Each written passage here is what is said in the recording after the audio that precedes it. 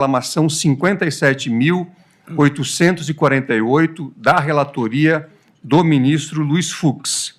Aqui apenas para recordar, após os votos dos ministros Luiz Fux, relator, Alexandre de Moraes e Carmen Lúcia, que negavam provimento ao agravo, pediu vista dos autos do ministro Flávio Dino. Depois, em continuidade de julgamento, após os votos do ministro Luiz Fux, relator, Alexandre de Moraes e Carmen Lúcia, que negavam provimento ao agravo, e do voto do ministro Flávio Dino, que conhecia para dar-lhe provimento e, ao fim, julgar procedente a reclamação, eu pedi vista dos autos.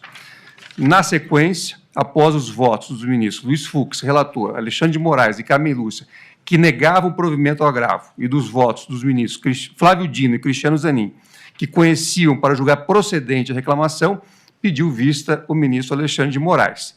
Em continuidade, após o voto vista do ministro Alexandre de Moraes, que reajustou seu voto para dar provimento ao agravo, a fim de julgar procedente a reclamação, pediu vista dos autos à ministra Carmen Lúcia.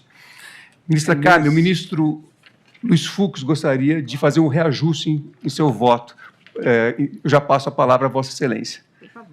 Ministro Luiz Senhor Fux. presidente, eu vou ser bastante sintético, porque só esse anúncio que Vossa Excelência fez, levado a julgamento, voltou, e aí, realmente, com a dúvida levantada pelos colegas, eu achei também, por uma questão até de serenidade na análise da tese, porque, no mérito, vamos dizer assim, a contratação de servidores temporários para funções permanentes, seguindo à risca a nossa jurisprudência, realmente isso seria vedado à luz da nossa jurisprudência. Mas o ministro Flávio Dino trouxe aqui um argumento que também me conduziu à retificação desse voto, que foi exatamente a questão do consequencialismo, né? Eu sempre estou preocupado com as consequências que o resultado vai gerar.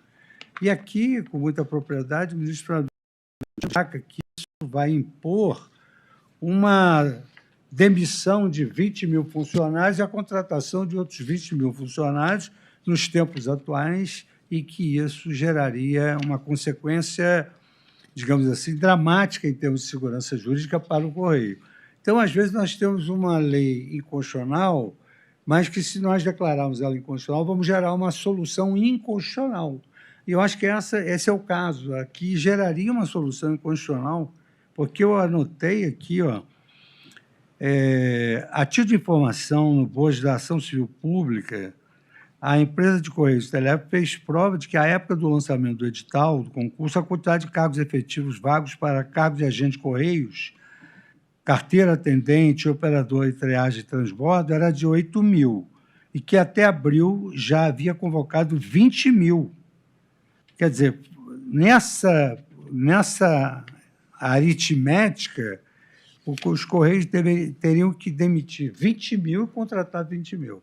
Então, essa solução, me parece que ela fica completamente conjurada à luz do princípio da segurança jurídica. Então, eu ficaria com a segurança jurídica, reajustando meu voto, acompanhando o voto do ministro Flávio Dino.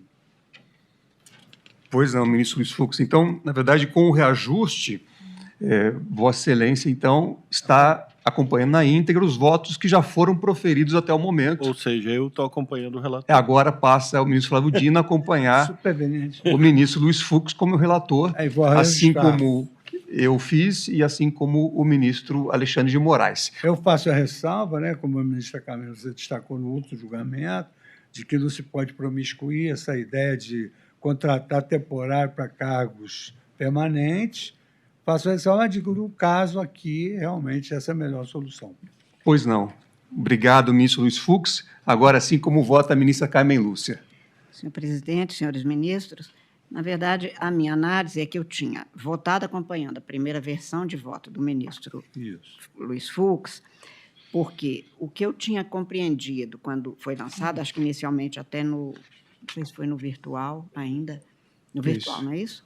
Era que a empresa brasileira de Correios e Telégrafos teria, tendo um grupo de concursados aprovados, não nomeado estes e contratados outros. E daí é que, nesta ação civil pública, se pretendeu que não se cumprisse a Constituição, no sentido de que, tendo concursados para aqueles cargos, ainda que seja para contratar temporariamente e não para um provimento definitivo, aproveita-se quem já testou. Como a gente tem, precisa de servidores contratados, de servidores temporários, por exemplo, no caso de uma epidemia. Eu vou contratar temporariamente, ainda não é o provimento, mas você aproveita quem, ao invés de fazer uma seleção competitiva interna, ou uma seleção simplificada, ao invés do concurso, contrata-se por aquele período para fazer face àquela demanda. Eu tinha entendido isso, e por isso acompanhei, então, que realmente era para manter a decisão da reclamada, porque teria havido uma inconstitucionalidade praticada pela empresa. Foi mencionado, mais de uma vez, até um precedente, que foi da minha relatoria no plenário, sobre o IBGE, e eu fazia a distinção. Não, no caso do IBGE, no período do censo, contratam-se 5.000 pessoas para fazer o censo, para bater de porta em porta, para fazer a tabulação dos dados adquiridos e tudo mais. Com as vistas que foram, a partir do voto do ministro, divergente inicialmente do ministro Flávio Dino, do ministro de Vossa Excelência, do ministro Alexandre, eu verifiquei que o que a empresa vem dizendo é que ela não colocou os cargos de agente de correio, carteiro, atendente comercial e operador naquele concurso. Então, ela contratou por uma demanda específica, ainda que fossem de atividades permanentes, mas para elas ele não tinha aberto concurso, e por isso ela tinha feito essa contratação. Qual é a preocupação que o Supremo vem tendo como o Poder Judiciário brasileiro? Para burlar concurso público, entidades estatais e paraestatais têm feito isso. Contratam temporariamente, temporário que às vezes são 10 anos, 15 anos, e, portanto, é uma burla ao princípio do concurso público. Na verdade, se a atividade é permanente, é necessária e o órgão contratante, a entidade contratante dispõe de recursos, ela não pode mesmo ficar fazendo essa triangulação, que é forma de contratar quem ela quer sem concurso público. A minha preocupação mantém-se a mesma.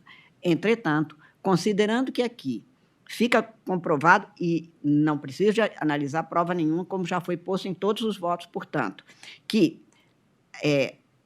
contratou-se um número muito significativo para prover uma demanda para cargos que não tinham sido postos em concurso e que precisavam de ser exercidos. Atividade, carteiro, operador de viagem e transbordo. Isso é atividade essencial, e é atividade mesmo. O carteiro é essencial para uma empresa de correios. Eles tinham que ter feito concurso, mas não fizeram, e os concursados não eram para estes cargos. Então, neste caso, realmente, em que pese a minha observação de que as empresas têm que ter responsabilidade, nós todos, servidores e agentes públicos em geral, têm que ter responsabilidade, porque pelo menos é uma ineficiência, para não dizer uma negligência, ficar criando essas situações de urgências fabricadas para não ter tempo para fazer um concurso e, por isso, eu contrato quem eu quero. Isto é o dia a dia da administração pública brasileira, 37 anos depois da vigência dessa Constituição, que obriga concurso público. Mas, como ontem eu dizia em sala de aula, o Brasil é uma república em que todo mundo é a favor do concurso público para os outros, é a favor de licitação para os outros.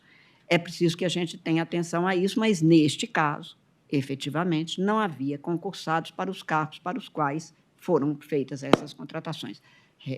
Razão pela qual, agora com o reajuste do ministro relator, eu também estou acompanhando agora